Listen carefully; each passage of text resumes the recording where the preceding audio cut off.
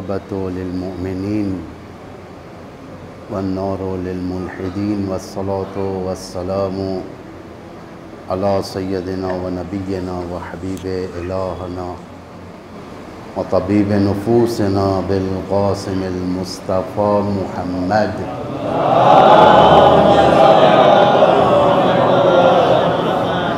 وعلى آله الأطيبين الأطهرين المنتجبين المطهرين المعصومين المظلومين الهداة المهديين والهماة المستضعفين لا سيما بقية الله في الأرضين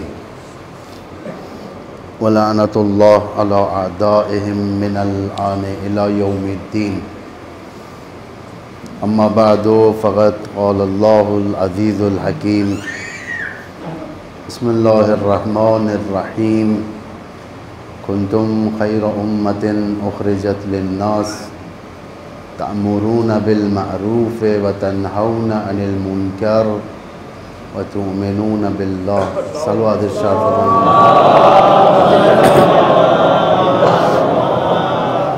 صاحبان ایمان، بزرگان ملت، شیعت کی بقا اور سربلندی کا راز اس امام کو پیروی کرنا جسے خدا اور رسول نے تحویل دیا ہے، یہ سب سے بڑا راز ہے یہ. اسی لیے میں کہتا ہوں کہ دنیا ساتھ نہ چلنے کے باوجود ہم لوگ زندہ ہیں، ورنہ دنیا ایک درندہ ہے جو اپنے چھوٹے قدرتوں کو درندے کھا جاتے ہیں، اسے ختم کر دیتے ہیں. اسی طریقے سے یہ جو بڑے پاورز ہوتے ہیں، بڑے ظالم، یہ لوگ دنیا میں اپنے آپ کو زندہ رکھنے کے لیے کسی کو بھی نہیں چھوڑتے. خود ان لوگوں کا اگر دیکھا جائے، یہود کا اگر کانسیپٹ مشاہدہ فرمائیں گے تو یہی ہے. 3 قسم کے لوگ ہیں. ایک خود یہود جو مانتے ہیں کہ یہ لوگ، ہم لوگ زمین کے وارث ہیں، زمین ہمارے لیے ہے، خدا کے منتخب قوم ہم لوگ ہیں، اور ہم لوگ مالک ہیں اس زمین کے، یعنی گلوب کے، پوری دنیا کی، دنیا ہماری ہے. دوسرا گروہ نوکروں کا گروہ ہے، جو ان کی خدمت کرے گا وہ نوکر ہے. اسی طریقے سے جیسے ان کے باغوں میں کام کرنے والے، اسٹیبل میں کام کرنے والے، گھوڑے کو دیکھنے والے نوکروں کو کھانا دے دیا جاتا ہے، پینے کے لیے پانی دے دیا جاتا ہے، تھوڑے بہت سہولیات فراہم کر دیے جاتے ہیں. ان کا ماننا ہے کہ جو بھی ان کی پیروی، ان کی خدمت کرے گا وہ ہمارا نوکر، اور اسے ہم ہر چیز دیں گے اسے دنیا کے اندر. تیسرا گروہ ان کے دشمنوں کا گروہ ہے، جو ان کی جگہ زمین پر نہیں ہے، زمین کے نیچے ہے. یعنی ہم لوگ شیعہ مسلمان جو دشمن ہوتے ہیں یہود کے، ہماری جگہ زمین پر نہیں، زمین کے نیچے. پھر کون سی قدرت ہے جو ہمیں بچا کے رکھی ہے؟ آپ لوگ جانتے ہیں، کیونکہ جوان زیادہ ہے یہاں پر دنیا کے اندر. آج یہ مت سمجھیں کہ دنیا کے حالات عدل بدلتے ہیں، اس میں ہمارا کوئی سروکار نہیں ہے. آج دنیا کے اندر آئیڈیالوجی حکومت کرتی ہے. آئیڈیالوجی، یا وہ آئیڈیالوجی دشمن کی ہوگی یا حق کی ہوگی، حق کی ہوگی یا باطل کی ہوگی، تیسری نہیں ہے. 2 ہی کیمپ ہیں، یا حق ہے یا باطل ہے. اگر انسان کہے کہ نہیں میں نیوٹرل ہوں، نیوٹرل نہیں. سکوت اس بات کی علامت ہے کہ وہ دشمن کی طرف ہے، خاموشی. تو یہ اس بات کو ذہن میں رکھیں. ہمیشہ تیسرا فرنٹ دنیا کے اندر نہیں پایا جاتا ہے. جو بھی حق ہے وہ باطل ہے اور ہم کو انتخاب کرنا. اسے کہتے ہیں فرقان. فرقان جو تقوی الہی اختیار کرتا ہے اللہ، اس کے سامنے فرقان فرق بتا دیتا ہے کہ تمہیں کہاں پر جانا ہے، کہاں نہیں جانا ہے. بہت ساری جو امتیں کیلکولیشن میں غلطی کرتی ہیں اسی بنا پر، بصیرت نہ ہونے کی بنا پر. امام علی کے دور میں آپ مشاہدہ فرمائیں، امام علی کا دور اہل ایمان کو اپنی اصلاح کرنے کا سنہرا دور ہے. امام علی کا دور، کیونکہ امام ہادی ہوتا ہے، نظام کا چلانے والا. دنیا کا جو کائنات کا جو نظام چلتا ہے امام کے وجود سے چلتا ہے، وجود بابرکت امام. اس لیے ایک دن بھی دنیا امام سے خالی نہیں رہ سکتی. ہمارا ماننا یہ ہے اور حق ہے، یہ امام کے وجود سے دنیا چلتی ہے. اول ما خلق نوری، اللہ نے سب سے پہلے میرا نور خلق کیا، یعنی رسول اکرم فرماتے ہیں عرش پر نور تھا، فرشتے بعد میں خلق ہوئے. فرشتے چاہتے تھے کہ اس نور کے سامنے سجدہ کریں. اس نور سے امیر المومنین کے نور نے کہا کہ سجدہ ہمارا نہیں اللہ کا ہونا چاہیے. یہ سب نظام میں آتا ہے یہ. لیکن امام ہادی ہوتا ہے. جب دنیا میں امام آتا ہے لوگوں کی طرح ہوتا ہے، یہ چہرہ، بدن، 2 ہاتھ 2 پیر، بالکل نیچرل. جیسا دوسرے حکومت کرتے ہیں ویسا یہ بھی حکومت کرتے ہیں، امام بھی حکومت کرتے ہیں. یہ کربلا سب سے بڑی مثال ہے. کربلا کیا ہے؟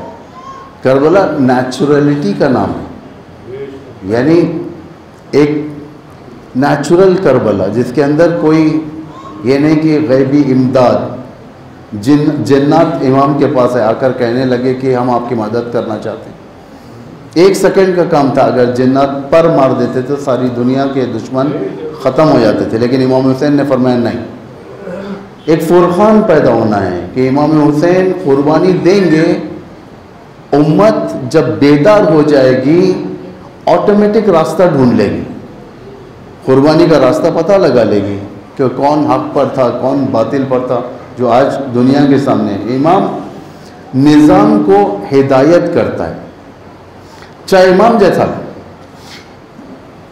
جیسا امام ملے گا ویسے چلائے گا. امام یعنی اگر ترجمہ دیکھا جائے امام کا یعنی لیڈر. اگر امام نعوذ باللہ فاسد ہو تو فساد کی طرف سے چلائے گا. خود قرآن اس بات کی طرف اشارہ کر رہا ہے، یدعون الی النار.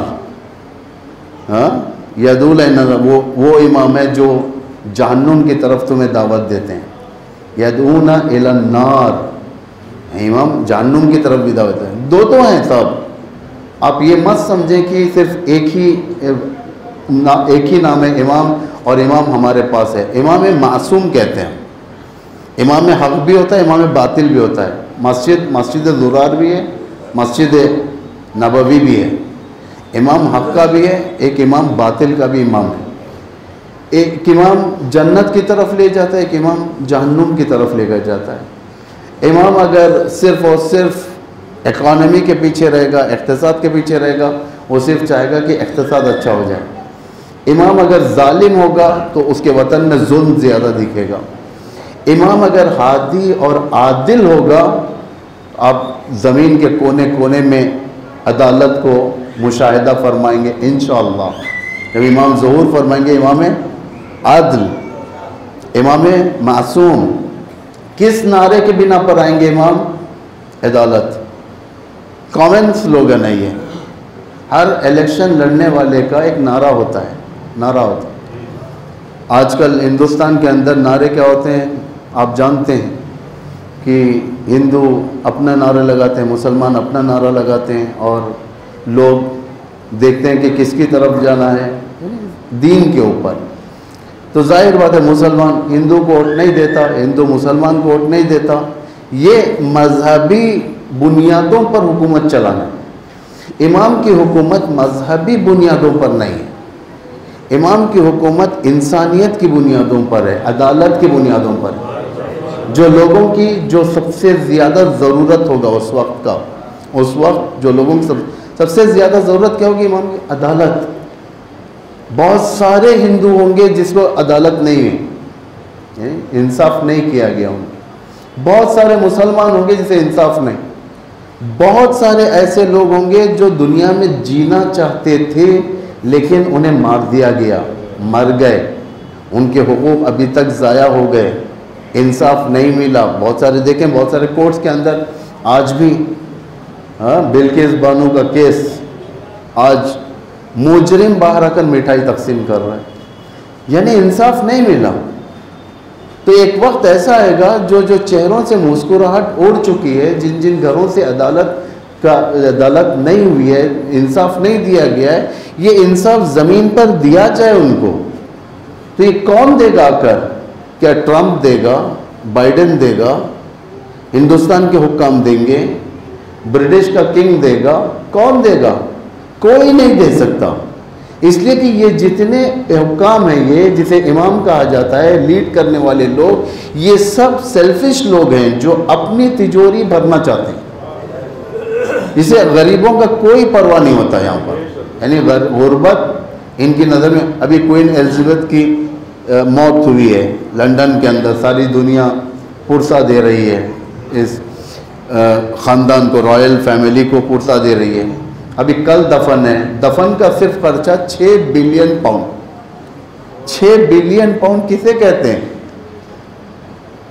ایک شہر کے معاشرے، غربت کے معاشرے کی اصلاح ہو سکتی ہے، یعنی اتنا ظالم کس کے اوپر خرچ کر رہا ہے؟ صرف ایک موت کے اوپر خرچ کر رہا ہے۔ لیکن امام حق ایسا نہیں ہوتا۔ امام حق جب عدالت کے منصب پر آ جاتا ہے، طلحہ و زبیر امام کے پاس آتے ہیں، کہتے ہیں کہ ہمیں اتنا اتنا پیسہ بیت المال سے ملا کرتا تھا، آپ نے آ کر کاٹ دیا۔ امام نے کاٹ دیا تھا نا، سب کا پیسہ کاٹ دیا تھا کہ ہم لوگ پرانے صحابی ہیں، سینئر سٹیزن ہیں، ہماری زبان میں سینئر سٹیزن ہیں، ہمیں پچھلی حکومتیں، خلافتیں ہمیں اتنا اتنا پیسہ دیا کرتی تھی، آپ نے آ کر مجھے اور غلام کو برابر کر دیا ہے۔ عدالت۔ امام فرماتے ہیں ٹھیک ہے، تم بولنا کیا چاہتے ہو کہ آپ ہمیں جو پچھلی حکومتیں دیتے تھے پیسہ اسی کے برابر کریں۔ امام حق، امام عادل کیا کرتے ہیں؟ وہاں پر کہتا ہے کہ پچھلی حکومتیں نہیں، رسول کے دور میں کتنا ملتا تھا۔ سب سے بڑی بات ہے یہاں پر بڑے بڑے لوگ اکھڑ جاتے ہیں کیونکہ پیسے کا مسئلہ آ جاتا ہے، فائنینشیل کرائسس پیدا، بڑے بڑے لوگ اڑ جاتے ہیں رسول کے دور میں۔ تو کہنے لگے، دوسرا ٹاپک یہ لایا کہ نہیں، رسول کا دور دوسرا تھا، ہم لوگ سب سے پہلے اسلام لے کر آئے، سب سے پہلے مسلمان ہیں ہم لوگ۔ امام فرماتے ہیں کہ تم پہلے مسلمان ہو یا میں پہلا ہوں، ہر لحاظ سے۔ تو امام نے ایک تعین کیا، اسے کہتے ہیں عدالت، عدلا و قسطا۔ عدالت اور قسط میں زمین آسمان کا فرق ہے۔ عدالت یہ ہے کہ سب کو ایکول دیکھا جائے، سب کو برابر، جیسا نیاز بڑھتی ہے یہاں پر، نیاز بڑھتی ہے، سب جاتے ہیں، سب کو ایک ایک نیاز دی جائے گی، ایک پیکٹ بسکٹ کا آپ کو، ایک ان کو، ایک ان کو، بڑے اور چھوٹے کا کوئی فرق نہیں ہوگا۔ جو چھوٹا بچہ آئے گا اسے بھی ایک پیکٹ، جو سب سے زیادہ بزرگ ہیں یہاں پر ان کو بھی ایک پیکٹ۔ اسے کہتے ہیں عدالت۔ قسط کسے کہتے ہیں؟ قسط، مگر میں گیا، میں قسط یعنی میں گیا، جیسا سب کو ایک ایک مل رہا تھا مجھے 2 مل گئے، 2 پیکٹ بسکٹ کے مل گئے۔ تو ایک صاحب سامنے آئے جو میزبان تھے، صاحب عدالت و قسط تھے، وہ آ کر کہنے لگے کہ آپ کو ایک اضافہ مل گیا ہے، عدالت کے خلاف ہے، اس لیے ایک واپس کریں۔ اس واپس لے کر دوسرے کو دینے کا نام ہے قسط۔ یعنی جب امام تشریف لائیں گے، یہ جتنے جو ائمہ کفر ہیں، ائمہ کفر کے امامان ہیں، ان سے جو جنگ کریں گے امام، ان کی تجوریوں سے نکال کر سارے اموال کو غریبوں کے اندر تقسیم کریں گے۔ اسے شعار نہیں ہوگا، یہ حقیقت ہو گئی۔ یعنی وہ شخص جو مسکراہٹ بھول چکا تھا، اس کے چہرے پر پہلی بار امام کی حکومت میں مسکراہٹ آئے گی، کہے گا کہ یہ کیسی عدالت ہے۔ اسے کہتے ہیں قسط۔ امام عدالت برپا نہیں کرے گا، عدالت لوگوں کو برپا کرنا ہے، امام قسط کے راستے بتائے گا، یہ آؤ تم آؤ، تمہارے لیے راستہ ہے، ایسا نہیں کہ تمہارا حق انکار کر دیا گیا، تمہارا حق رہے گا۔ امام ایک یہ واقعہ طلحہ و زبیر کا واقعہ۔ دوسرا جو انوگرل سرمنی تھی امام کی خلافت کی، جب امام خلیفہ بن گئے، خلیفہ بننے کے بعد یہ ہوتا ہے کہ امام ایک افیشیل سپیچ دیتے ہیں، جیسے ابتدا میں یعنی پہلا دن جو ہوتا ہے سپیچ دیتے ہیں، چاہے خلیفہ یا امام وغیرہ۔ امام نے ایک بات کہی تھی وہاں پر، امام نے فرمایا کہ میرا جو طریقہ ہے شاید سخت ہو لوگوں کے لیے، میں مفہوم بیان کر رہا ہوں، عینی کلمات مفہوم سخت ہو، اس لیے کہ میں برداشت نہیں کروں گا، حقوق میں اگر ضائع ہو جائے، انسان کے حقوق اگر ضائع ہو جائے تو میں اس کو برداشت نہیں کروں گا، سب سے پہلے میں حقوق کی بھرپائی کروں گا، یعنی واپس لاؤں گا اس کو۔ اگر یہ بیت المال کسی کے گھر کے اندر اس کی لڑکی کا جہیز بن چکا ہے تو اس جہیز کو چھین کر دوبارہ بیت المال میں لاؤں گا، کہتے ہیں عدالت۔ اور امام عادل پرایا اور اپنے کے درمیان فرق نہیں کرتا۔ نہج البلاغہ میں اگر آپ دیکھیں گے خطبہ ہے عدالت کے اوپر امام کے، کہ امام فرماتے ہیں ایک عجیب وقت تھا، عقیل میرے پاس آ گیا۔ عقیل کون؟ امام کے بڑے بھائی، معزز بھائی، زیادہ جانکاری رکھنے والے، امام جس کا احترام کرتے تھے۔ عقیل تشریف لائے، غبر الالوانی، وہ ان کے بچوں کے ساتھ آئے، چھوٹے چھوٹے بچے آ گئے۔ ایک سین آپ کے ذہن میں کریٹ کریں آپ لوگ، امام بیٹھے ہوئے، عقیل اپنے بچوں کے ساتھ آئے، آ کر بیٹھ گئے، ان کے بال بکھیرے ہوئے اور ان کے چہرے نیلے ہو چکے ہیں، ایسا لگ رہا تھا نیل پاشی ہوئے، رنگ ہو چکا ہے، چہرے نیلے، پیٹ لگے ہوئے اندر پیٹ کی طرف۔ عقیل آئے، حضرت عقیل آ کر امام علی پر بچوں کے ذریعے سے انفلوئنس کرنا چاہے، بچوں کے ذریعے سے، کہ اے میرے بھائی آپ خلیفہ بن چکے ہو، آپ امام ہو، آپ اور بیت المال آپ کے پاس ہے، میرے بچوں کی طرف دیکھو کہ کیا حال ہے اس وقت میرے بچوں کا۔ امام فرماتے ہیں فَأَصْغَيْتُ إِلَيْهِ سَمِّي، میں نے اپنا کام چھوڑ کر عقیل کی باتوں کی طرف توجہ دینا شروع کیا، یعنی غور سے سننا۔ ایک ہوتا ہے اگنور کر ڈالنا، حاکم کتنا وقت دے گا؟ امام جب خلیفہ بن گئے، ایک چھوٹے سے یو پی کے تھوڑی خلیفہ بنے، بلاد اسلام کے، بلاد اسلام کی بارڈرز کہاں تھے؟ ناردن افریقہ، اور اس طرف ویسٹ میں لیبنان، فلسطین، اور اس طرف جتنے قزاقستان، ترکمانستان جو آج پھیلے ہوئے یہ، اور شمال میں روم کے بارڈر یعنی شام تک، اور جنوب میں یمن سے۔ کتنے ملک آتے ہیں آج؟ اس کے درمیان 30 سے زیادہ ملک ہیں، 30 سے زیادہ ملک کی ظاہری خلافت امام کے ہاتھ میں۔ تو ظاہر بات ہے ایک ایسا حاکم جس کے پاس ٹائم نہیں ہے، ٹائم نہیں ہے، بہت کام ہے امام کے پاس۔ اس دور میں عقیل آ کر بات کر رہے تھے، امام اپنا کام کر رہے تھے، جب دیکھا کہ عقیل کا اصرار ہو رہا ہے، امام نے قلم رکھ دیا اور سننے لگے۔ فَأَصْغَيْتُ إِلَيْهِ سَمِّي، امام فرماتے، یہ امام خود بیان فرماتے ہیں نہج البلاغہ میں، خطبہ ہے یہ، میں نے اپنے کانوں کو عقیل کی طرف لگا دیا، یعنی غور سے سنا کیا کہنا چاہ رہے ہیں۔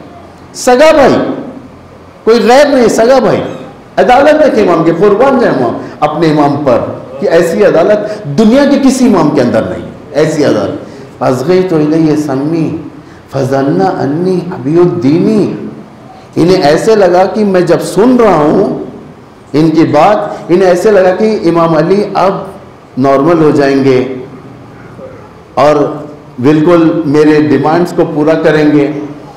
اگر میری تنخواہ بیت المال سے 5000 مل رہی ہے تو امام ایک تو بڑا بھائی ہونے کے ناطے 10,000 روپیہ کر دیں گے، میری زبان میں کہہ رہا ہوں یہاں سمجھنے کے لیے جوان بچوں کو، 10,000 روپیہ کر دیں گے، ڈبل کر دیں گے، پینشن ہماری اس طریقے سے ہوں گی۔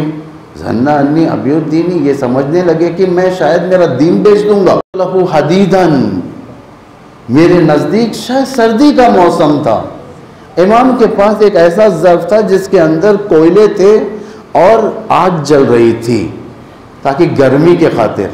اس کے اندر ایک لوہا بھی تھا. لوہے کو اٹھایا فَأَصْغَيْتُ إِلَيْهِ سَمِّي فَظَنَّ أَنِّي أَبِيعُ الدِّينِ فَحَمَيْتُ لَهُ حَدِيدًا. جب میں نے اس لوہے کی اس راڈ کو اٹھایا, یا تلوار تھی یا راڈ تھی یا کوئی اور لوہے کی چیز تھی, تو میں نے نزدیک کیا, لگایا نہیں عقیل کو. امام خود فرماتے ہیں عقیل کو میں نے نہیں جلایا, نزدیک کیا. حرارت جس کی لوہے کی گرمی کی حرارت عقیل کے ہاتھ کو لگے, فوراً عقیل پیچھے اچھل پڑے.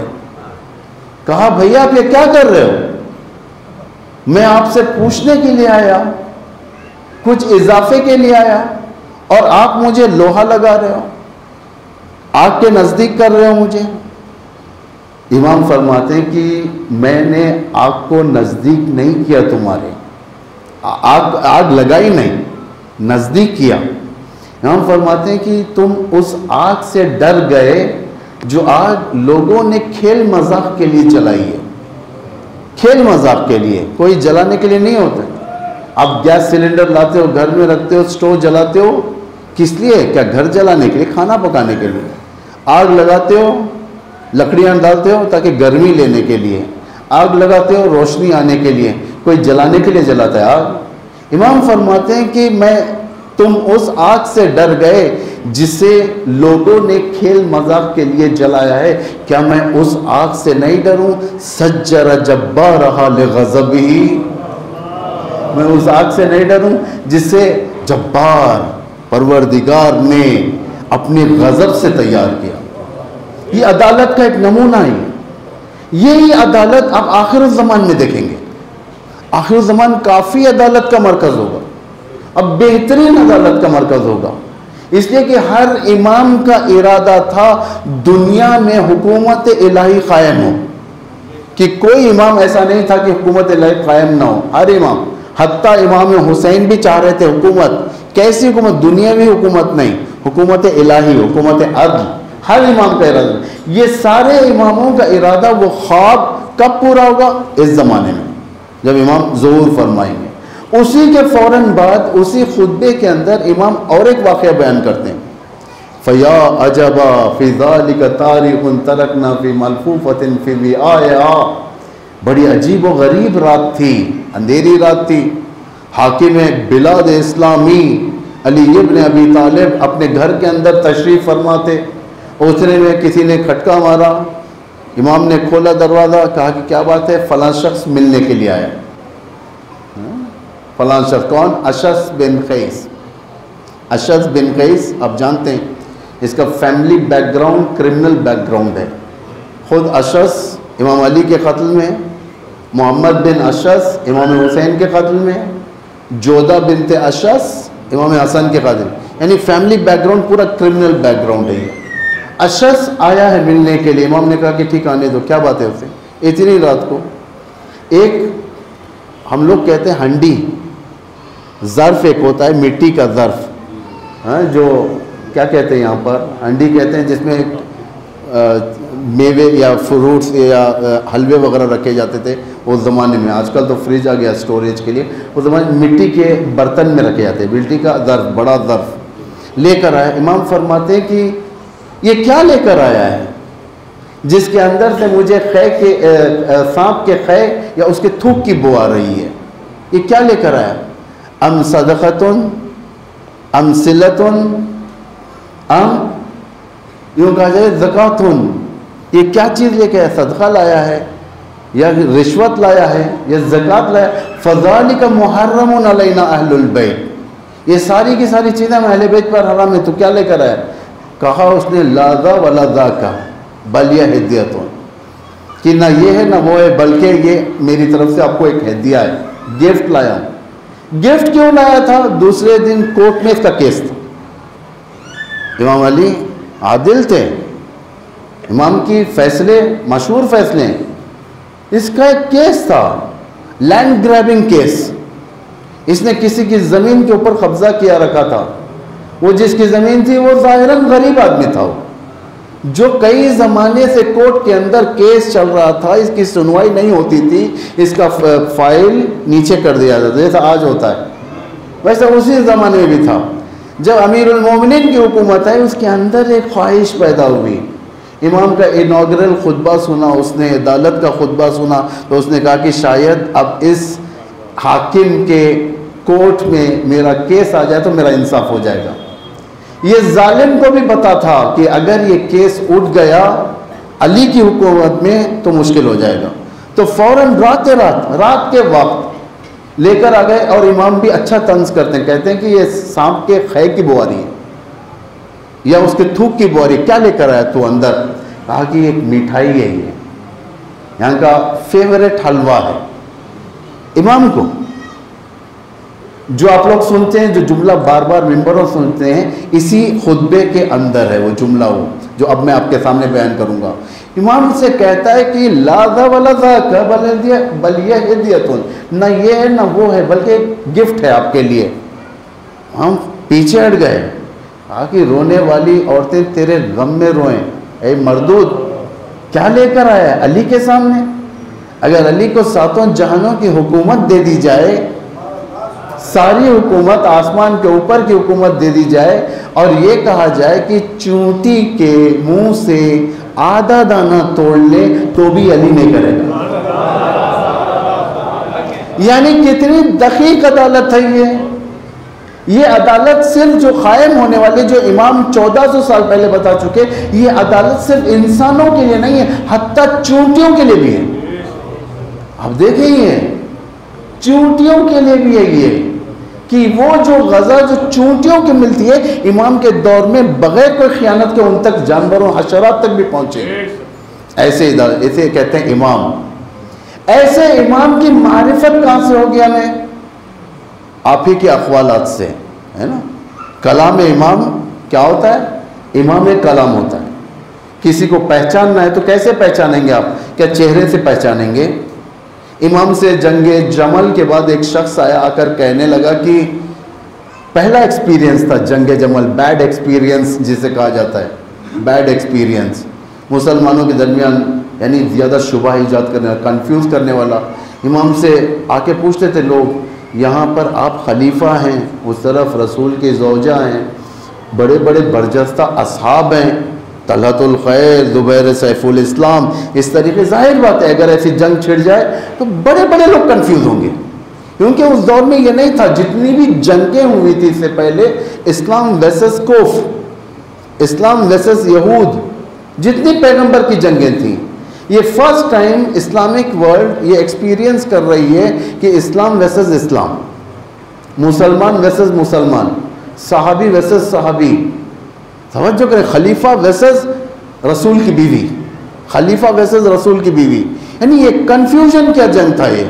تو ایک جوان ہے, آپ جیسا ایک جوان امام کے پاس آیا, اے امیر المومنین, اے خلیفۃ المسلمین, یہاں پر آپ ہو, وہاں پر رسول کی بیوی, دیگر اصحاب, یہاں بھی مسلمان وہاں بھی مسلمان, نمازیں یہاں پہ بھی ہیں وہاں پہ بھی ہیں, ہم کو کیسے پتا کہ حق کہاں پر ہے کہاں نہیں ہے؟ امام نے فرمایا کہ چہرہ دیکھ کر حق نہیں پہچان, پہلے حق کو پڑھو, بعد میں چہرے سمجھ میں آ جائیں.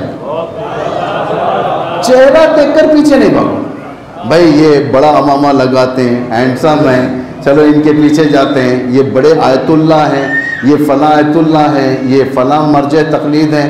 نہیں, چہرے نہیں. آج مراجع تقلید MI6 کے گود میں بھی, ایک نہیں کئی مراجع, بہت سارے علماء MI6 کے گود میں, امریکہ کے گود میں. وائٹ ہاؤس کے اندر رمضان کے مہینے میں افطار پارٹی کو جانے کے لیے انتظار کرتے ہیں لوگ, انتظار کرتے ہیں کب پارٹی ہوگی, کب ہم جائیں گے.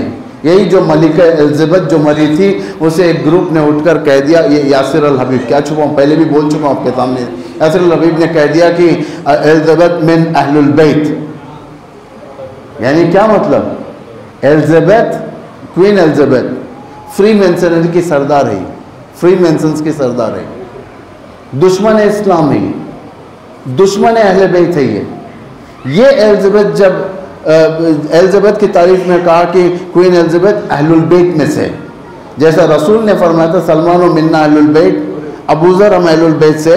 یہ بدبخت لندن میں بیٹھ کر دشمن کی روٹی توڑنے والا، دشمن کے پاؤنڈ کے اوپر جینے والا، دشمن کے لبخند کے اوپر جینے والا، یہ کہتا ہے ایلزبتھ شہزادی کونین کی اولاد میں سے. توجہ کریں، اگر اس کی ہسٹری دیکھا جائے کوئین ایلزبتھ کی، آپ خود جائیں تحقیق کریں، انصافاً تحقیق کریں اس کی ہسٹری کیا ہے، کیسے کیسے غریبوں کو اس نے ذلیل کیا اور کہاں کہاں کیا کر کیا، وہ سب آپ لوگ تحقیق، ہمارا سبجیکٹ نہیں ہے یہ. تو چہرہ دیکھ کر حق و باطل کا فیصلہ نہ کریں. دیکھیں کیسے ہوتا ہے حق و باطل کا فیصلہ. امام نے فرمایا کہ حق و باطل ایسے سمجھ میں نہیں آئیں گے، پہلے اسٹڈی کرو، پڑھو. تو میں نے کیا کہا تھا، کلام امام کلام ہوتا ہے. امام کے جو باتیں ہوتی ہیں، دنیا کے اندر جتنی باتیں ہیں سب کی سردار ہوتی ہیں. یعنی جتنا آپ امام کے کلام کو اسٹڈی کرو گے اتنا امام کی معرفت آپ کے اندر آئے گی. جوان بچے ہیں یہاں پر، آج نہج البلاغہ دنیا کے بیشترین زبانوں میں ترجمہ ہو چکا ہے، بہت ساری زبانوں، اردو میں، ہندی میں، کئی ترجمے ہیں، وہ بھی ایک آدھ نہیں، کئی اردو، ہندی، انگلش، چائنیز، تامل میں ہمارے پاس بہت ساری دنیا کی تقریباً زبانوں میں ترجمہ ہو چکا ہے. اس ترجمے کو دیکھو، آپ لوگ پڑھو، امام کے کلام کو دیکھو، امام کا کلام کیا کلام ہے، آخر کتنا قربان جائے امام کے اوپر کہ اتنی اچھی باتیں، اتنی ساری باتیں جو ہونے والے حالات کو جو ڈسکرائب کیا امام نے، دنیا کا کوئی حاکم نہیں بتا سکتا ہے باتیں، دنیا کا کوئی. واللہ میں کوئی جانبداری سے نہیں، انصافاً بیان کر رہا ہوں.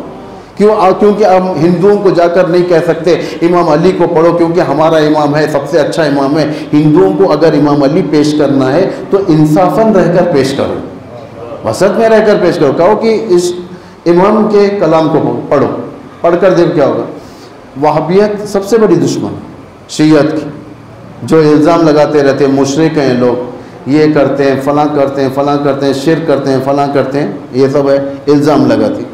تو میں آپ کو ایک پڑوس کے ملک کا واقعہ بتاتا ہوں، ساؤتھ کا، ہمارے پڑوس کا ایک ملک جو ہمارے شہر سے ملتا جلتا ملک ہے، اس کی اور ہماری زبان ایک ہے. آپ لوگ زیادہ سمجھ چکے ہوں گے، غالباً سری لنکا کی بات کر رہا ہوں میں. سری لنکا میں وہابیت کا بہت زور ہے. تقریباً 2-3 سال پہلے انہوں نے اسلامک سینٹر پر ہمارے حملہ کیا، کمپیوٹروں کو توڑ دیا، آفس کو توڑ دیا، بہت نقصان پہنچاتے ہیں وہاں پہ، کافی اثر ہے اس چیز کا. ایک مرتبہ ایک سری لنکن نے کہا کہ ہم نے دعائے کمیل جو امیر المومنین کی تھی، صرف دعائے کمیل کے متن کو تامل میں ٹرانسلیٹ کیا اور لے جا کر وہابیوں کے مسجد میں رکھ دیا، اور دیکھ رہے تھے یہ لوگ کہ یہ لوگ کیا کرتے ہیں. کیونکہ دعائے کمیل آپ دیکھیں کتنی جامع دعا ہے ہماری، بہت پیاری دعا ہے. جب وہ وہابی لوگ پڑھتے تھے ان کی آنکھوں سے آنسو جاتے تھے، لیکن انہیں نہیں معلوم کہ کس کا کلام ہے، یہ کس کا کام ہے، کس نے لا کر رکھا ہے. ایک زمانے تک نہیں معلوم تھا یہ کسی ملک کا ہے. اگر سری لنکا نہ ہو تو غالباً ملیشیا طرف کے ملکوں کا ہے، کیونکہ وہاں پہ بھی تامل چلتی ہے، ملیشیا میں بھی تامل چلتی ہے، تو شاید وہیں کا ہے یا کہیں کا ہے. بہرحال لیکن تامل کی بات ہے. یہ آنکھوں سے آنسو آنے لگے. وہ شخص نے جو لیا کر تامل کا ترجمہ رکھا تھا، اس نے کہا کہ یہ کتاب کیا ہے. وہ کہتا ہے کہ یہ توحید کا اعلی ترین درس ہے، توحید کا اعلی ترین درس ہے. ٹھیک ہے، کس کا ہے یہ کلام؟ کہا کہ نہیں معلوم کس کا ہے، لیکن ہے بڑا پیارا. تو اس شخص نے کہا کہ یہ کسی اور کا نہیں، امام علی ابن ابی طالب کا ہے.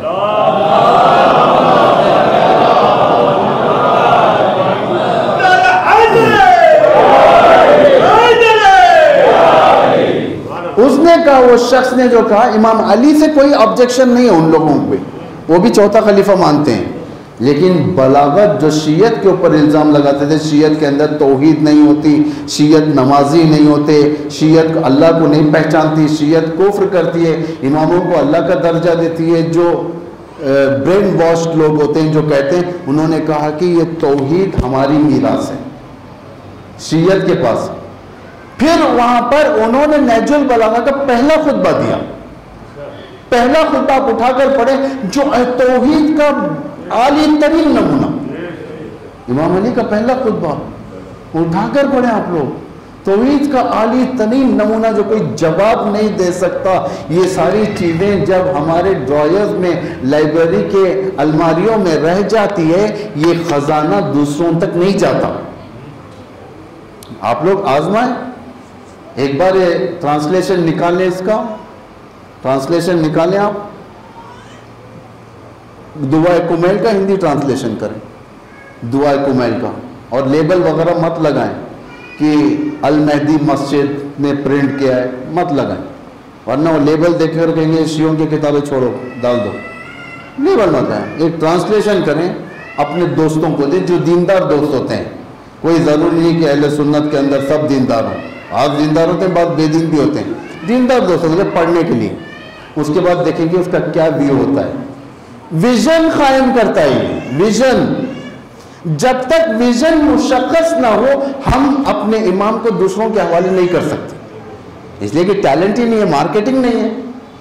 بھائی ہر چیز کے لیے انسان جب کام کو جاتا ہے, آپ لوگ جوان لوگ ہیں, جب کام کے جاتے ہو کہیں پر, وہ کہتا ہے کہ ڈگری لاؤ.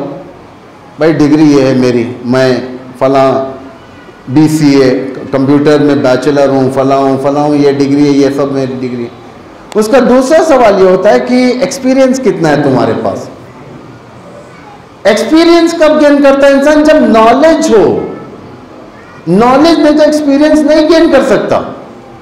اگر نالج نہیں ہے تو آپ امیر المومنین کو دوسروں کے حوالے نہیں پیش کر سکتے, ورنہ مس بیلنس ہو جائے گا, برداشت نہیں کرے گا انسان. نالج یعنی اسٹڈی کرنا, امام علی کی شخصیت کو دیکھنا. تو کہاں سے معلوم ہوگی امام علی کی شخصیت؟ امام کے کلام سے, نہج البلاغہ سے, ان کے احادیث سے. صرف حدیث پڑھ کر چھوڑنا نہیں ہے, تدبر کرنا ہے, غور کرنا ہے. امام کیا بتانا چاہتے ہیں, امام کس چیز کی طرف ہدایت کرنا چاہتے ہیں. اسے کہتے ہیں معرفت. فصل اللہ الذی اکرمنی بمعرفتکم, ہمیں آپ کی معرفت دیں. معرفت دیں سے مراد کیا ہے؟ یعنی ہمیں ویسا علم دیں جیسا آپ کو سمجھنے کا حق ہے. زیارت کے بارے میں بھی نا, زیارت میں بھی ہے عارفاً بحق من زار الحسین, جو بھی امام حسین کی زیارت کرے گا کس لحاظ سے؟ عارفاً بحق ہی, جو ان کی معرفت کے ساتھ. یہ نہیں کہ ورلڈ ٹور کی طرح آپ چلے گئے 40 کا ٹور کرنے, موکبون سے اٹھا کر کھانا شروع کر دیا, ایک واک ہو گیا, شوگر بھی برابر ہو گئی, واک بھی ہو گیا, صحت بھی اچھی ہو گئی, کربلا بھی دیکھ لیا, آ گئے. ایسا ٹور نہیں. 40 کا ٹور اپنی جگہ ہے, یہ واک مشی اپنی جگہ ہے, لیکن معرفت کے ساتھ. میں 40 میں جا رہا ہوں تو کیوں جا رہا ہوں, اس کا ہدف کیا ہے؟ آج کے دور میں جو 40 اتنا زیادہ پاپولر ہو چکا ہے, اس میں ہدف کیا ہے؟ معرفت حاصل کر جائے. ورنہ امام کی اگر معرفت حاصل نہ ہو اور ہم کہیں کہ ہم علی والے ہیں, لیکن بھائی پوچھا کہ امام علی کے بارے میں, عدالت کے بارے میں آپ ذرا ڈیفائن کریں, پتہ نہیں, کچھ نہیں ہے. اب یہ تو نہیں کہہ سکتے ہم, چونکہ بھائی ہر قوم میں ایسے رہتے ہیں تو ہمارے بھی قوم میں نہیں. یہ ایکسکیوز نہیں, ایکسکیوز اس کو نہیں کہتے. اگر آپ علی کے قوم میں ہیں, علی کو پہچاننا آپ کے لیے واجب ہے, مستحب بھی نہیں, واجب. امام حسن کو پہچاننا واجب.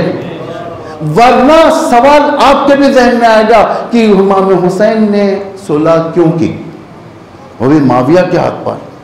سوال آئے گا, جواب نہیں ہوگا جب تک معرفت نہ ہو.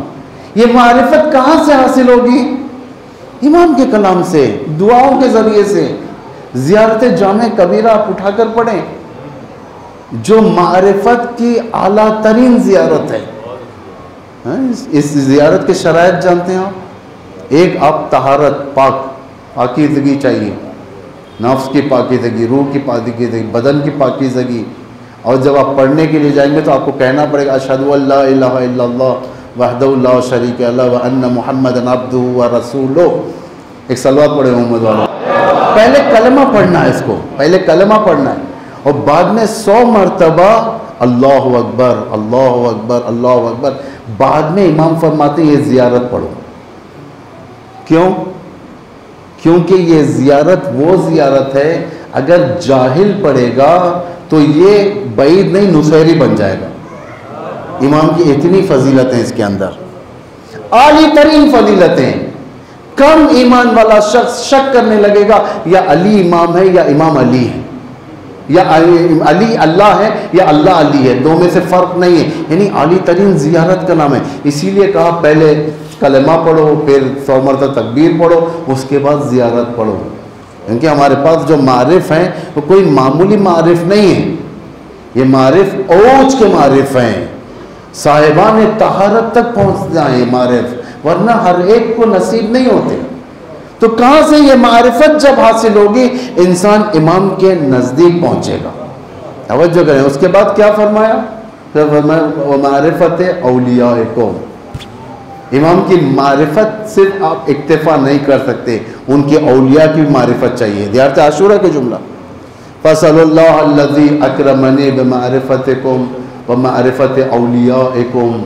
آپ کی معرفت چاہیے، آپ کے اولیاء کی معرفت چاہیے، یعنی شیعوں کی معرفت، اصحاب حسین کی معرفت، جو شہید ہوئے اصحاب ان کی معرفت، بڑے برجستہ لوگوں کی معرفت، وہ لوگ جو حقیقی معنی میں جو شیعہ تھے، حقیقی معنی ان کی معرفت. یہ نہیں کہ میں صرف امام کو مانوں گا علماء کو نہیں مانوں گا.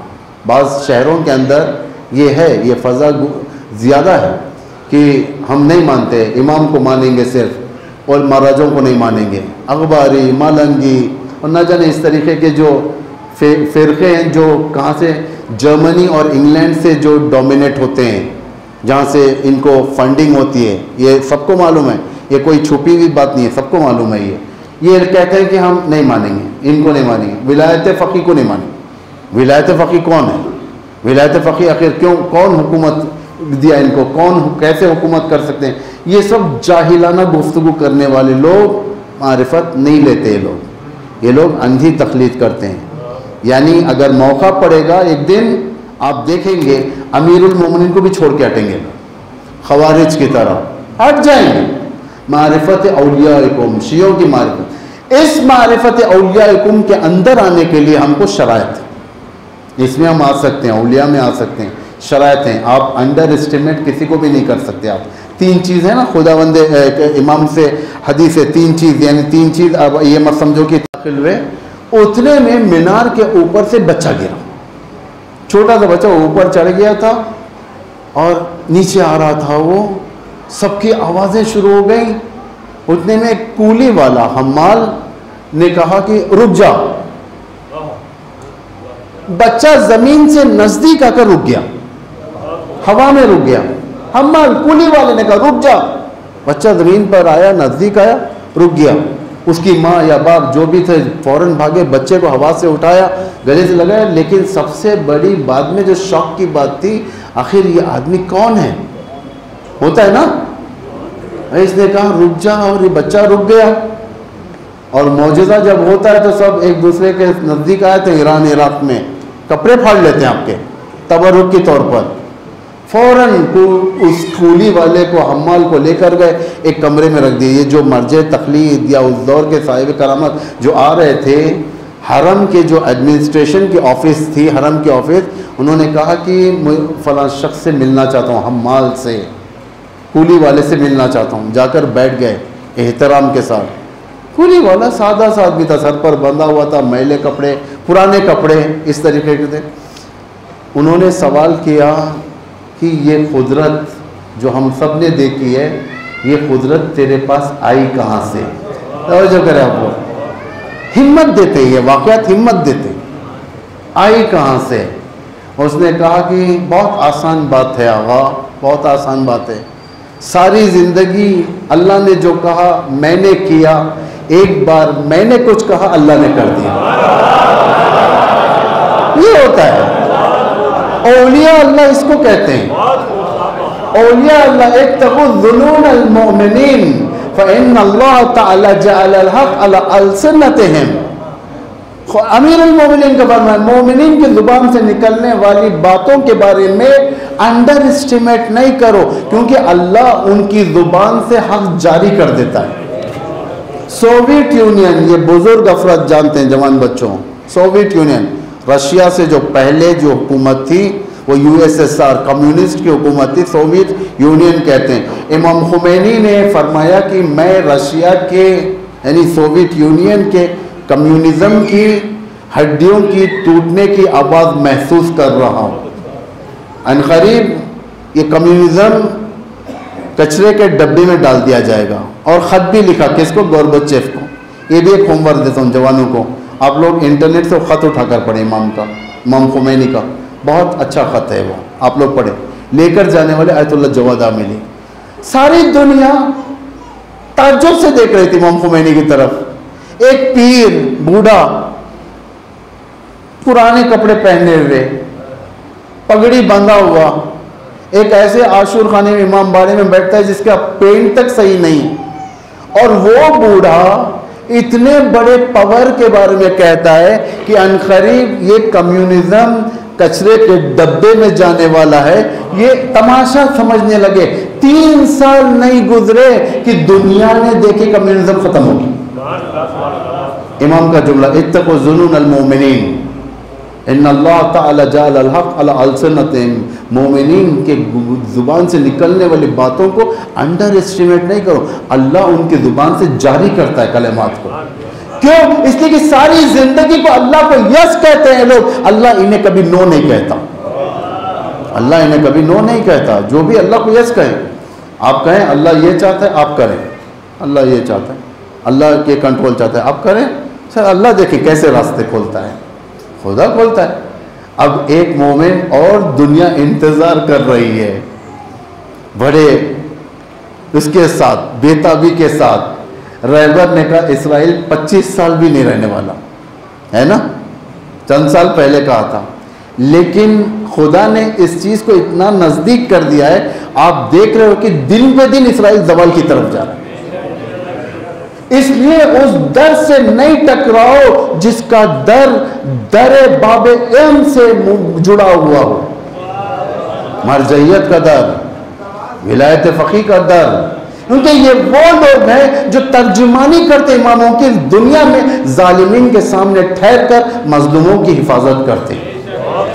یہ صرف ظالم کے مقابل میں مظلوموں کی زبانی حمایت نہیں کرتے، بلکہ مظلوموں کی مدد کرتے ہیں۔ یہ لوگ جاتے ہیں مظلوموں کے پاس، دیکھیں کس طریقے سے فلسطین کے بات کر، میں نے کہا تھا آپ کو کیا تھا، انہوں نے مسلح کر دیا، کہا کہ ان کو منہ توڑ جواب دو، کیونکہ جب تک شیطان کو منہ توڑ جواب نہیں دیں گے آپ آرام سے نہیں بیٹھ۔ کمپرومائز پالیسی شیطان کے ساتھ نہیں چلتی، کمپرومائز پالیسی نہیں چلتی شیطان کے ساتھ۔ رد الحجر حیث جاء فإن الشر لا يدفع بالشر، امام علی فرماتے ہیں جیسے پتھر ہے ویسے پلٹا کر مارو، ریٹیلیٹ کرو، اس لیے کہ شر کا جواب شر سے ہی دیا جاتا ہے۔ اسرائیل جتنے شر کیا ہے اس کا جواب انہوں نے شر سے ہی دیا ہے، دشمن ٹوٹ جاتا ہے، ٹک نہیں پاتا۔ امام علی جب میدان میں آتے تھے دشمن کے سامنے ایسے روبدار امام ہوتے تھے، دشمن خود ویک ہو جاتا تھا۔ توجہ کریں آپ لوگ، کیسے روب کی وجہ سے، روب۔ امام علی سے کسی نے آ کر پوچھا، راوی نے پوچھا، جو ہم لوگ معمولاً رپورٹر کہتے ہیں، جنگ کے بعد جب ہوتا ہے تو بڑے بڑے رپورٹ پریس کانفرنس ہوتی ہے، سب بیٹھ جاتے ہیں، رپورٹرز جاتے ہیں، سوال کرتے ہیں، صاحب یہ کیسے ہوا، یہ کیسے ہوا، یہ مشن آپ نے کیسے کیا، یہ آپریشن کیسے کیا، جواب دیں تو پوری آرمی سمجھاتی ہے۔ امام کے سامنے بھی ایک پریس رپورٹر آ گیا، آ کر کہنے لگا آپ جب بھی جنگ میں جاتے ہو شکست نہیں کھاتے آپ، اور آپ کا دشمن شکست کھا جاتا ہے، اس کا راز کیا ہے آپ کے پاس؟ امام نے فرمایا بہت سمپل ہے، دشمن خود میرے سامنے اپنی کمزوریوں کو دیتا ہے، نہج البلاغہ میں دشمن خود اپنی کمزوریوں کو دیتا ہے، اور اس طرف سے ہیبت دشمن کے اوپر غالب آ جاتی ہے۔ یہ خدا کا وعدہ ہے، اگر تم مومن رہو گے وَنَصَرْتَهُمْ بِالرُّعْبِ، روب کے ذریعے سے اللہ نصرت کرے گا، روب، اللہ تمہارے اندر روب دے گا۔ یہی سوویت یونین کے جو اب واقعہ میں نے آپ کے سامنے بیان کیا تھا، گوربچیو نے جواب دے کر بھیجا، کس کے ذریعے سے؟ اپنے فارن منسٹر کے ذریعے سے، امام خمینی کے پاس جواب لے کر جاؤ۔ جب جواب لے کر آیا وہ کریملن پیلس میں رہنے والا ایک چھوٹے سے گھر میں، امام خمینی کا گھر کتنا چھوٹا ہے؟ یہ جتنا ہال ہے اس سے بھی چھوٹا ہے، اس سے بھی چھوٹا، یعنی تقریباً یہ 2 پلر ہیں، پلر کے وسط سے لیں آپ لوگ ایک حصہ اتنا، بس اتنا ہی گھر ہے، جو معمولاً آج کل کے لوگوں کے پاس اتنا تو ہال ہوتا ہے، اتنا چھوٹا گھر کے اندر وہ آ گیا۔ کیسی کرسی رکھی ہوئی ہے؟ کوئی صوفہ نہیں ہے جیسا آج پلاسٹک کے کرسیاں ہوتے ہیں، اس وقت سٹیل والی یا یوں کہا جائے لوہے والی پلیٹینم وغیرہ اس کی کرسی رکھ دی گئی تھی۔ اس کے پیر تھرا رہے تھے، تھرا رہے تھے امام خمینی کے روب کے سامنے۔ جب روب آتا ہے، خدا دیتا ہے یہ روب، کیسے دیتا ہے؟ جب اللہ کے راستے پر رہو گے اللہ خود دے گا، نصرتہم بالرعب، روب کے ذریعے سے ہم تمہاری حفاظت کریں گے۔ وحفظتہم بجبرائیل ومیکائیل، ہم نے جبرائیل اور میکائیل کے ذریعے سے تمہاری حفاظت کی۔ یہ البتہ جنگ بدر کے لیے، لیکن سنت الہی ہر ایک کے ساتھ ہے، ایسا نہیں کہ صرف اس دور کے لوگوں کے لیے، قیامت تک کے لیے جو اس کرائٹیریا کے اوپر آئے گا اللہ اس کی مدد کرے گا، ورنہ نہیں کرتا اللہ مدد، چھوڑ دے گا۔ ان اللہ لا یغیر ما بقوم حتی یغیروا ما بانفسہم، اللہ اس قوم کو ہرگز نہیں بدلتا جو قوم اپنے آپ کو بدلنا نہیں چاہتی، اللہ نہیں بدلتا۔ اگر ہم یہ کہیں گے ہم شب قدر کے اعمال کریں گے، عید کے دن نماز پڑھیں گے، گریہ کریں گے، سب چیز کریں گے، لیکن اپنے آپ کو اگر ہم نہیں بدلیں گے اللہ نہیں بدلے گا، اللہ چھوڑ دے گا ویسے ہی۔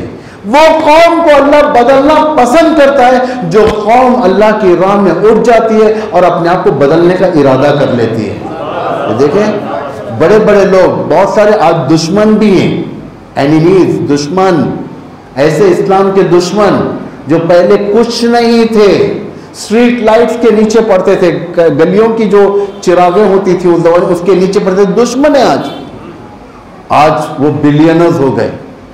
اس نے بدلا اپنے آپ کو۔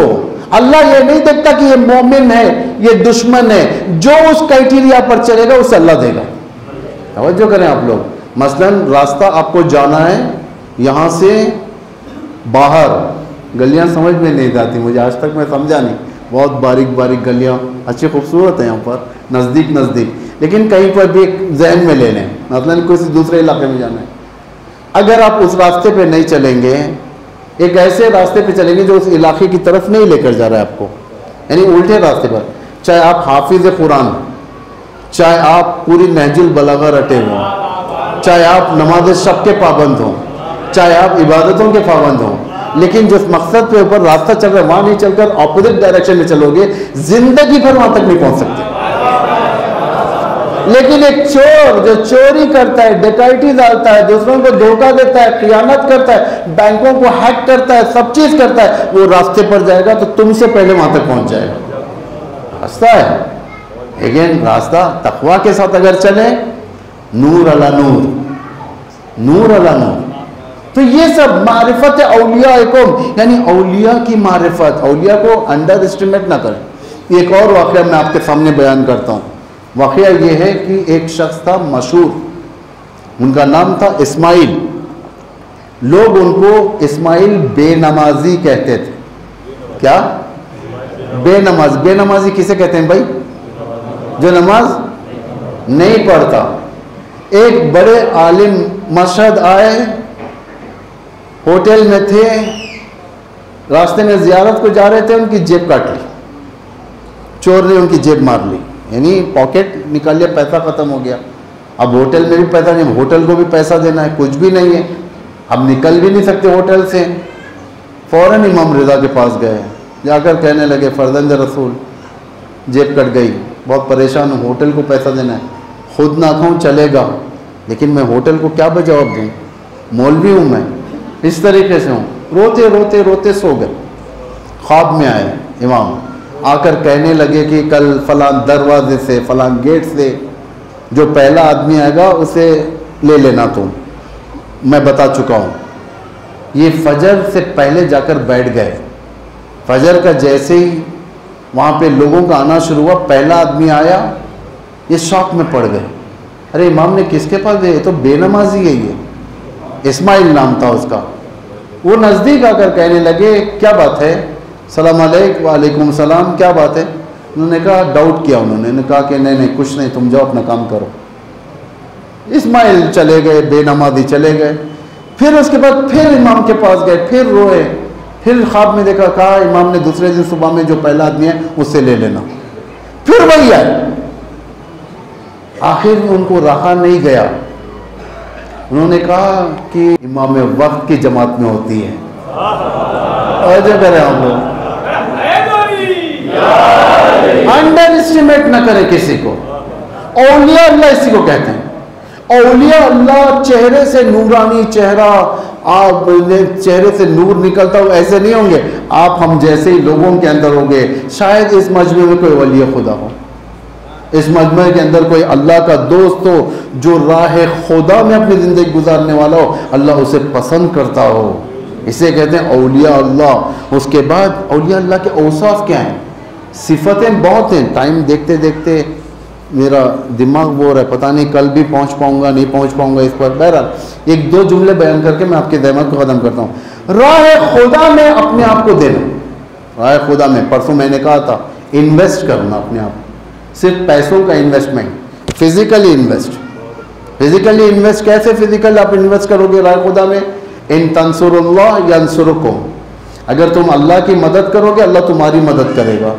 اللہ کیا مدد کا محتاج ہے, کائنات اس کے خالق ہے, ہر ایک کو اس نے بنایا. پھر مدد کس لیے اللہ کی؟ اللہ کی مدد سے مراد یہ نہیں کہ تم اللہ کی مدد کرو, اللہ کی مدد سے مراد اللہ کے مخلوقات کی مدد کرو. اگر تم مخلوق کی مدد کرو گے خدا تمہارے لیے. میں نے کل کی پرسوں کی تقریر میں کہا تھا, انسان جنت جانے کا لائسنس نماز نہیں, روزہ نہیں ہے. پھر کیا ہے جنت جانے کے لیے؟ جنت جانے کے لیے انسان کو اعمال نیک اعمال کس شکل میں ہو؟ Public service. پبلک سروس, لوگوں کی سروس کرنا, لوگوں کا حق تھامنا, اسے کہتے ہیں حق تھامنا.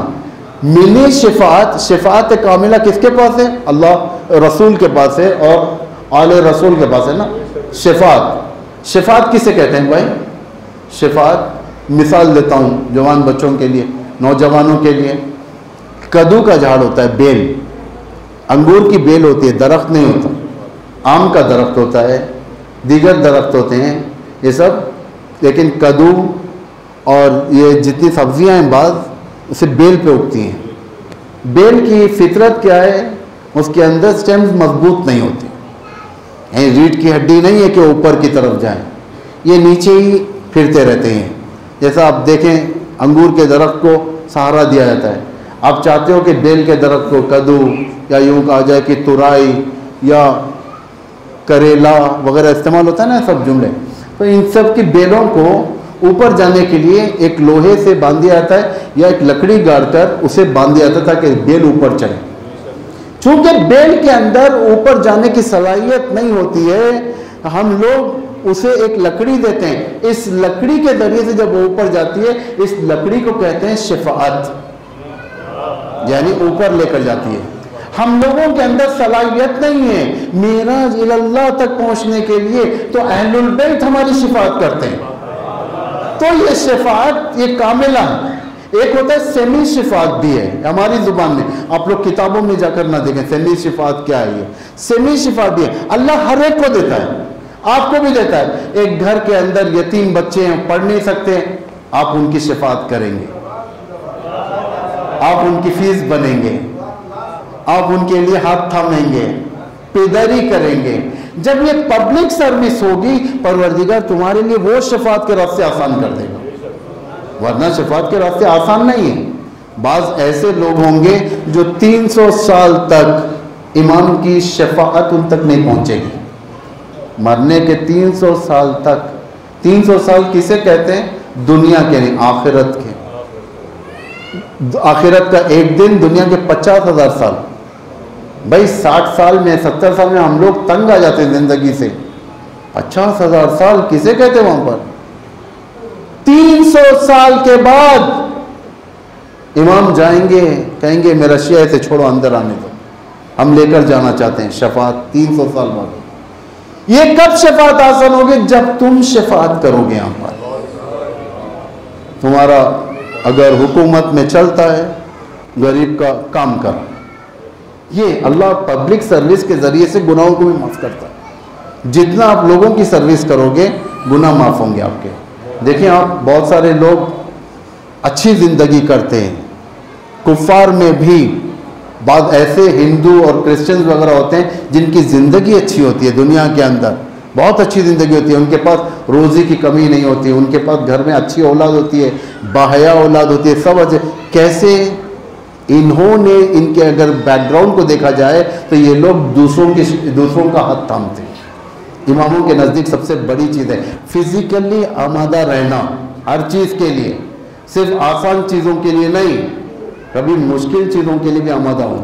فلسطین میں ظلم ہوتا ہے، یوم قدس میں حاضر رہنا، مظلوم کی حمایت میں حاضر رہنا، کیونکہ امام جو سب سے بڑی چیز دیکھتے ہیں لوگوں کے اندر، حمایت، مظلوموں کی حمایت۔ کتنا تم مظلوم کی حمایت کرتے ہو؟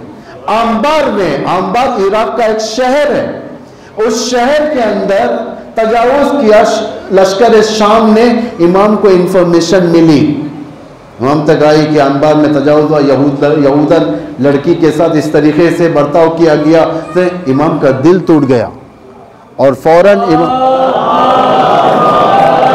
اللہ کے نزدیک میں شرمندہ نہیں، یعنی امام انبار تک نہیں پہنچ سکے۔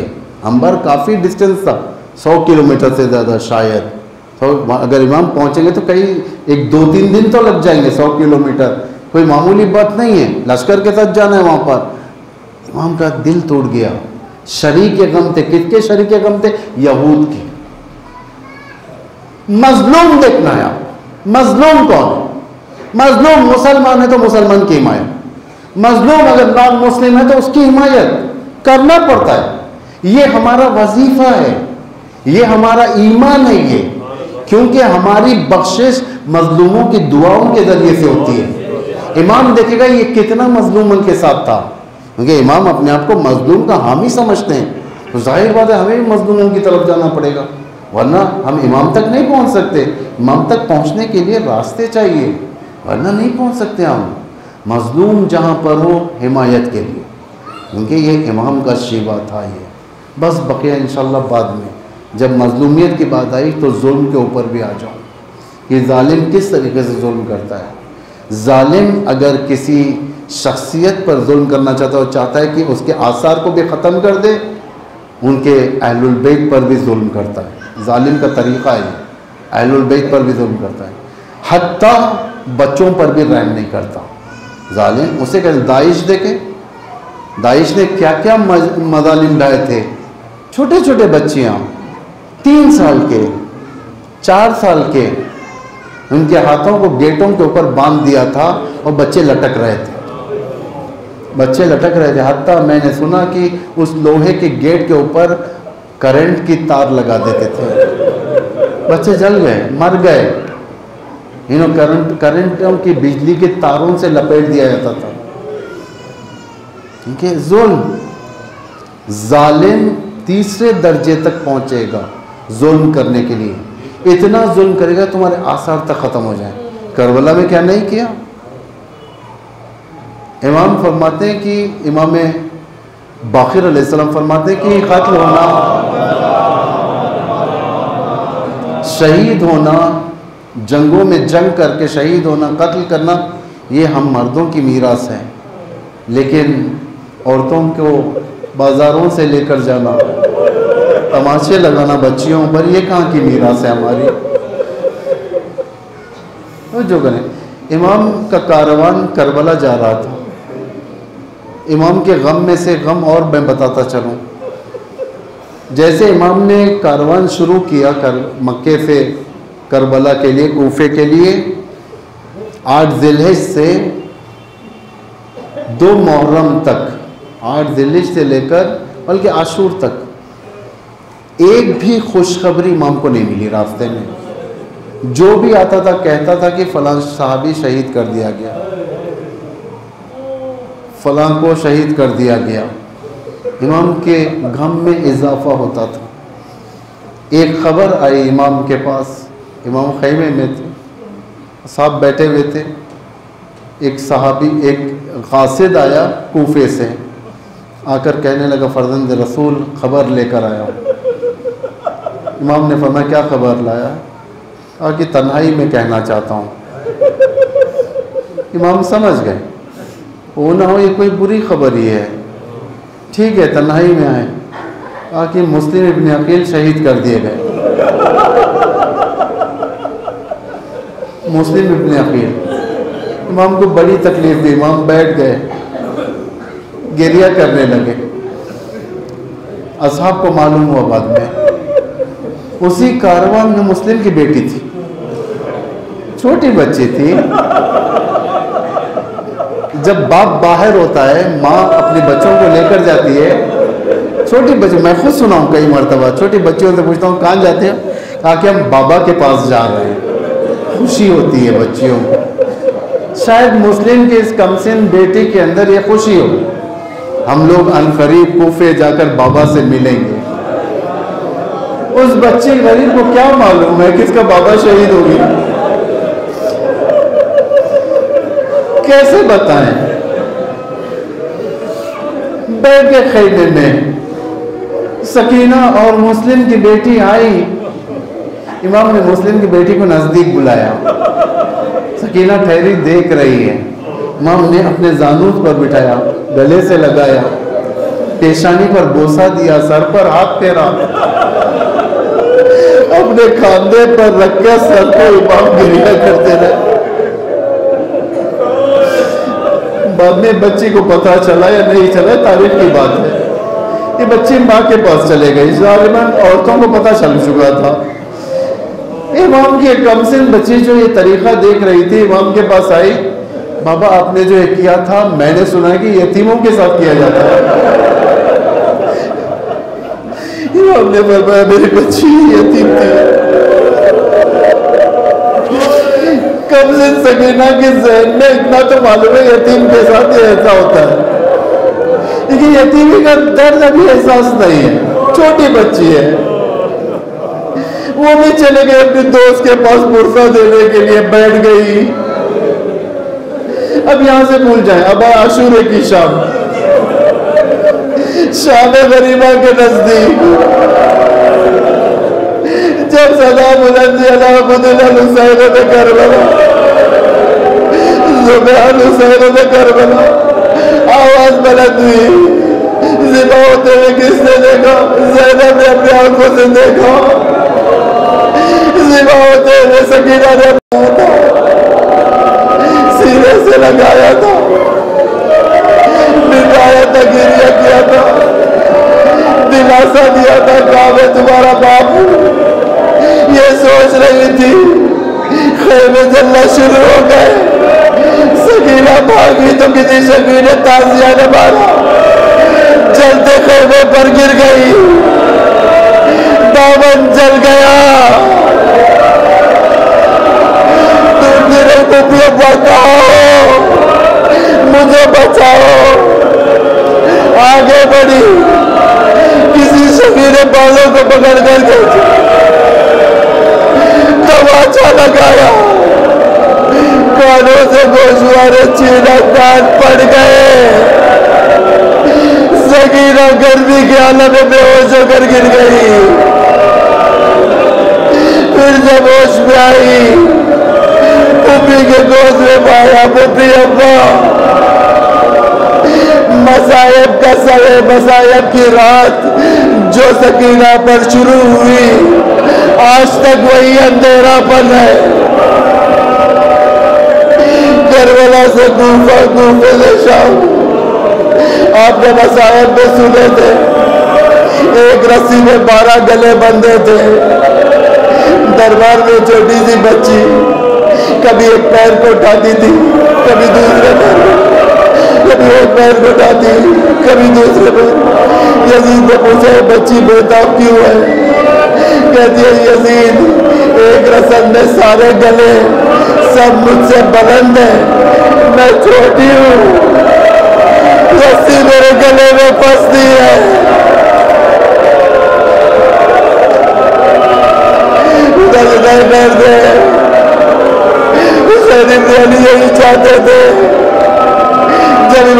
حسین آئیں گے اپنا لشکر لے کر کربلا جائیں گے، فرمائیں گے میرے جد اٹھیے دیکھے لشکر لے کر آیا ہوں، امام اٹھیں گے گریہ کریں گے، اے میرے شیعہ تم کربلا میں ہوتے میری بچی کو تماچے نہ لگتے، میری بچی کے کان نہ پھٹتے، اے میری بچی کا دامن نہ جلتا، اور مظلومیت دیکھے اس چھوٹی سی بچی کی زندان شام کے اندر بابا کو یاد کرتی تھی، یزید نے سر مبارک کو بھیج دیا تاکہ بچی کو خاموش کرے، جب یہ سر آیا لپٹ کر رونے لگی، اے میرے بابا آپ کیا گئے مجھ پر تماچے لگے، میرا دامن جلا، تازیانوں سے مارا گیا، بابا میرا یہ حال کیا، جس کی گواہ غسالِ شام تھی غسل دینا چاہتی تھی، کپڑے کے ساتھ سکینہ کی چمڑی نکل رہی، سید سزرات نے اس بچی کو اسی شام پہ لحد میں رکھ دیا، رسول اللہ کے سامنے ایسے ہی آئیں گی، کہے گی یا رسول اللہ میں نے کیا کیا تھا، میں تو بچی تھی، میرے کپڑوں کے ساتھ دیکھے، اے میرے جدہ فاطمہ زہرا دیکھو انہوں نے ہمارے ساتھ کیا کیا، اے میری جدہ شام میں تنہا تھی ساری زندگی، بابا کربلا میں